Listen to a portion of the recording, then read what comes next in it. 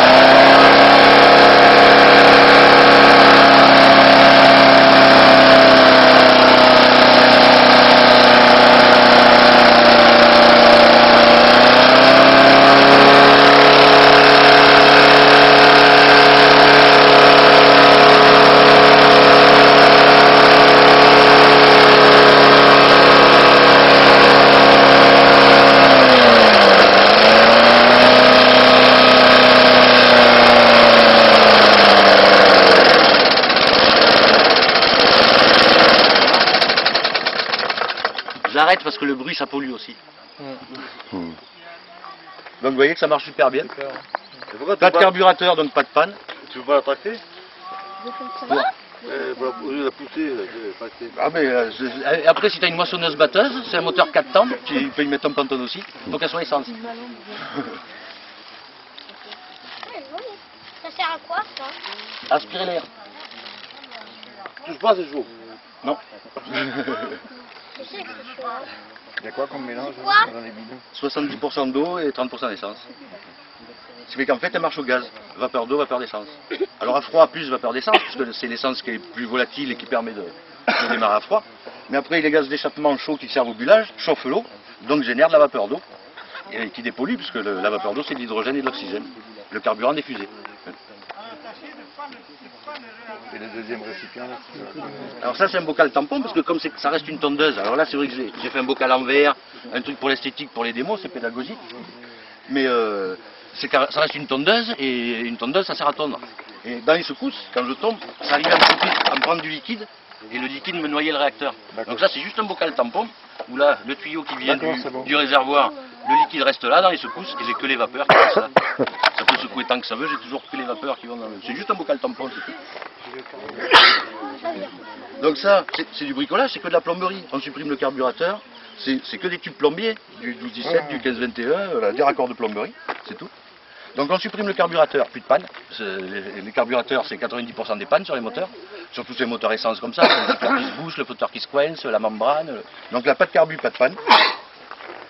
Économie, plus de 50%, puisqu'au lieu d'avoir de l'essence liquide qui passe dans un carbu, il y a des flotteurs, des gicleurs, où on a forcément des aimes brûlées, puisque l'essence liquide, même la plus petite goutte, quand elle explose dans la chambre de combustion, vous avez que la périphérie, ce qui est en contact avec l'oxygène qui peut brûler.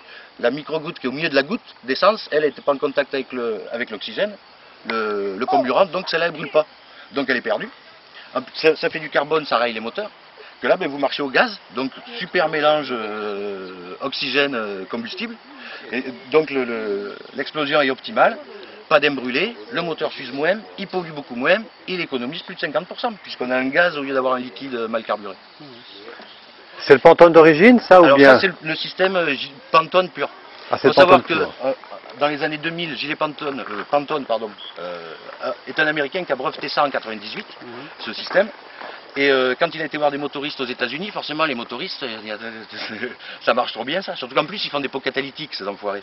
Des trucs hyper polluants, qui brident les moteurs, qui est hyper polluant à fabriquer, qui marchent qu'au bout de 15 km. Donc si vous avez une voiture catalysée, elles le sont toutes maintenant. Hein. Vous avez une voiture catalysée, vous faites 10 km pour aller au boulot, votre pot catalytique jamais il marche. Parce qu'il n'est pas en température, la catalyse ne se fait pas, il se calamine, vous êtes obligé d'accélérer plus sur votre pédale puisque le pot d'échappement est bouché, c'est exactement ça.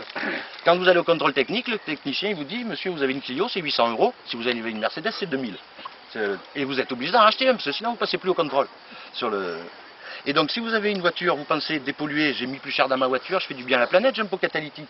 Non, si vous faites 10 km pour aller au travail, vous empoisonnez la planète, vous allez payer bien cher le pot catalytique, vous allez payer 800 € tous les 2 ans pour la Clio, 2000 pour la Mercedes, parce que comme vous ne faites pas les kilomètres pour qu'ils chauffent, tous les 2 ans ça va recommencer, vous n'allez pas aller habiter plus loin pour faire chauffer votre voiture hein, et votre pot catalytique.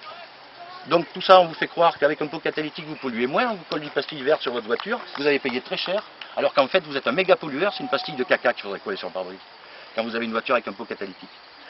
Je peux le démontrer, j'avais équipé une 2 chevaux. En 2005, FR3 Limoges a fait un reportage sur ma 2 chevaux qui a été testé chez Bernard Guay. Bernard Guay qui est garagiste professionnel à la prunerie La Cave, sortie de Périgueux sur la route de Bordeaux. La prunerie, ça s'appelle le village, il est concessionnaire Kia, il vend des quads et tout. Vous le trouvez facilement, il est à gauche dans une ligne droite. Il avait un banc Facom réétalonné tout juste, tout neuf. Les journalistes des FR3 sont venus, on a passé ma 2 chevaux avec un moteur de 1974 au banc. Elle polluait moins qu'un véhicule actuel catalysé. Voilà. Alors après, achetez des pots catalytiques à 800 €, bridez vos moteurs, enrichissez les motoristes, les constructeurs qui nous mentent, qui nous piquent tout notre pognon. Et en plus, quand vous achetez un pot catalytique, dedans il faut savoir qu'il y a du platine, du cadmium, du radium, des métaux radioactifs qui justifient plein de guerres pour qu'on aille le voler dans les pays qui eux l'ont sur leur sol, hein, mais nous on va le leur voler. On va des armes pour qu'ils fassent des coups d'état et tout, et qu'ils se battent entre eux. On leur amène même des machettes pour qu'ils se coupent en petits morceaux, les Hutus et les Tutsis, merci monsieur Pasqua. Et on en est là, voilà. Alors que tout simplement, on injecte de l'eau dans un moteur, on a des résultats vachement meilleurs. Vachement meilleurs. Pensez bien qu'ils le cachent. Alors après il y a des gens qui m'ont dit oui mais l'eau, on manque d'eau sur Terre. Eh ben non, raté.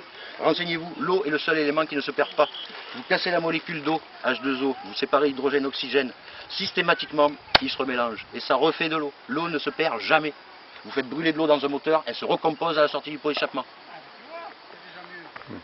Alors après, j'ai un autre petit débat, ma voiture, qui roule à l'huile de friture. J'ai pas du tout de gasoil dans la Renault 19. Je roule gratuitement. Quelle huile de friture usagée que je récupère dans les restos. Vieux moteur diesel, injection indirecte, il faut des bougies de préchauffage. Il faut savoir que le moteur diesel, il a été breveté en 1893 par Rudolf Diesel. Et en 1893, le gasoil n'existait pas. Le moteur de Rudolf Diesel, qui porte son nom, il marchait à l'huile de lin. Les moteurs diesel, ils sont conçus pour marcher avec des huiles lourdes et pas du gasoil. Et forcément, ça les pétroliers, ils n'en ont pas envie. Alors, ce que je fais moi, et j'ai pas de scrupules, je récupère l'huile usagée, c'est les restaurateurs. Il faut savoir que les restaurateurs, ils sont professionnels. Leur huile de friture usagée, ils sont contrôlés, ils sont obligés de la ramener dans les déchetteries. Exemple, ici dans le département, enfin, du moins au niveau du canton d'Exideuil, parce qu'après les smectums, ça dépend. Le professionnel qui arrive avec de l'huile de friture usagée, on lui prend 50 centimes du litre pour qu'il puisse la poser à la déchetterie. Donc moi quand j'arrive, je lui enlève gratuitement, le gars il est content. Donc moi après je la filtre sur un t-shirt et je la mets dans ma voiture 100% dans mon réservoir. Le seul modif qu'il y a sur le moteur, j'ai une petite pompe de gavage, ça vaut 80 €, elle me met un demi-bar dans mon circuit de carburant. C'est-à-dire ça, comme l'huile un peu plus épaisse, ça aide à pousser. Alors après ce qu'il faut savoir, c'est qu'il vous faut un moteur diesel ancien avec des bougies de préchauffage, et c'est-à-dire pas d'injection directe. Et la deuxième chose, il faut une pompe injection Bosch. Pourquoi une Bosch? Parce que c'est les Allemands, ils font des pompes à injection solides. Ils faisaient même des moteurs où sur la pompe à injection, vous avez une petite manette gasoil, huile. Vous pouviez même faire ça. Pour ça, les pompes Bosch sont adaptées. Il faut savoir que sur les véhicules français comme la Renault 19, c'est plutôt rare sur les Renault. Peugeot, ils ont beaucoup de Bosch. Renault, ils en ont moins. C'est histoire d'appel d'offres. Alors si vous avez une pompe à injection Bosch, tout va bien. Si vous avez une Roto diesel ou une Lucas, pas plus de 20%, 30%, sinon vous risquez de casser la pompe à injection. En aucun cas le moteur. Les gens vont vous dire, vous cassez le moteur, si tu mets de l'huile, fais attention. Non, pas le moteur, la pompe à injection. Pompe érection, vous allez à la casse, si le casseur n'est pas trop méchant, il peut vous la vendre 50 €. Surtout qu'en plus, il n'y a pas au broyeur.